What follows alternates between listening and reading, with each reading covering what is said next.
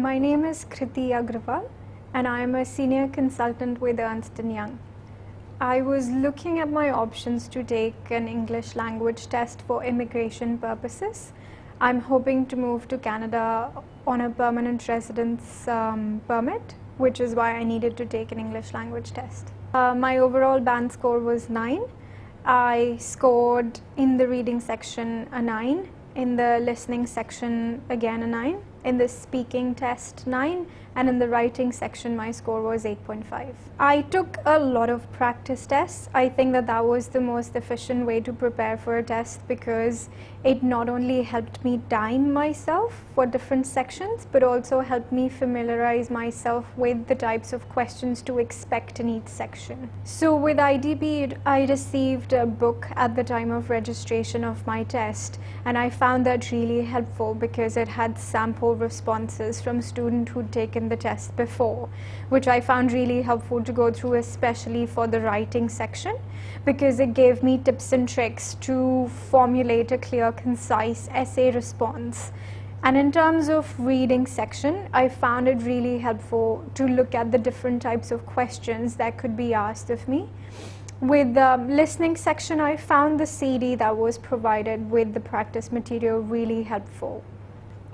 Definitely the booklet that I received from IDP was the most helpful. I did a lot of research online as well to see sample quizzes and sample responses from candidates who'd taken the test before, but I think that the booklet that I received with the CD with the practice test was the one that I practiced the most on. In addition to the material that was already provided, one additional practice step that I took was for the speaking section.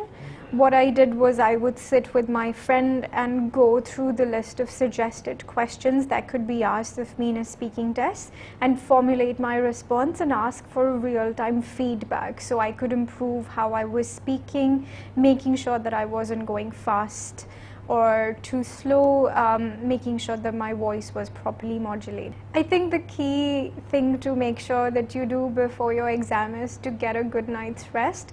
Make sure that you're well rested, that you've eaten properly. One key thing to remember is to make sure that you have all the documents that you need to take your test, which would be your ID, your passport, and make sure that you know where your test is and plan to travel accordingly, and make sure that you arrive at least 5 to 10 minutes before the start time of your registration before the test. For the reading section, like I mentioned earlier, I would recommend looking at a lot of practice tests, because what that helped me do is look at the types of questions to expect. What I would also do while doing the reading test is look at the questions first and then start reading the passage, because then it helped me think about the information in the way that the questions were framed. In the listening section as well, in the time that was given to go through the questions, I'd make sure that I'd highlight all the key information in the question and also make sure the type of information that was asked of me was correctly noted. And then during the listening, I'd pay extra attention to make sure that I wasn't capturing anything incorrectly. For the writing section, I wanted to make sure that whatever I was writing was concise and coherent.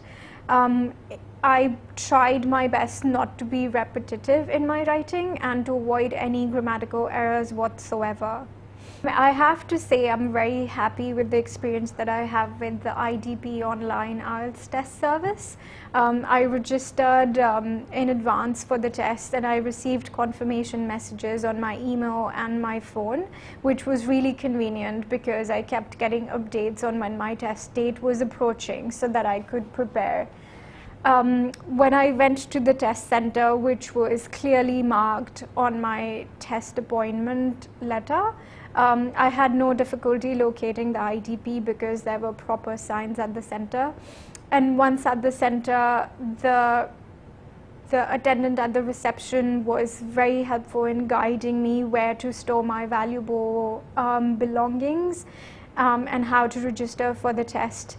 and then they advised us on best practices to do during the test and what sort of rules and procedures to follow during the test. So for example, if I needed to excuse myself during the test, I would have to raise my hand, which was already instructed to us, which made the entire process much smoother.